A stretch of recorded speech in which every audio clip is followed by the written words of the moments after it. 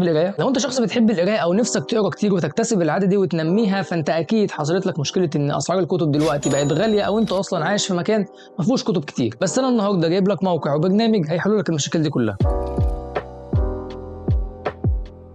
تاخد بق. والموقع هو PDF درايف. الموقع ده عليه حرفيا اكتر من 80 مليون كتاب، سواء بقى انجليش او عربي، كتب عاديه، روايات. فانت حرفيا اي كتاب انت عايزه هتلاقيه عليه، وكل ده ببلاش. تمام، احنا نزلنا الكتاب، هنقراه ازاي؟ ولا ما تقوليش اي PDF ريدر وخلاص، يعني عيب. البرنامج اللي هنستخدمه وهنقرا عليه هو ريد اقرا. حبة القراءة. البرنامج ده انضف واحلى برنامج قرايه للاندرويد انا شفته في حياتي، وبيشغل كل الصيغ وبينظم لك الكتب بطريقه هتفتح نفسك اصلا على الكتب، سواء بقى الكتب اللي انت بتقراها دلوقتي، كتب انت قريتها اصلا، كتب انت عايز تقراها، كل حاجه موجوده في البرنامج ده. فانت اصلا لو عايز حاجه تشجعك انك تقرا ويكون شكلها حلو، ريد اقرا هو الحل. في الاخر ما تنساش تعمل لايك وفولو منشن لاصحابك عشان يستفادوا، وتشوف المقال اللي في اول كومنت.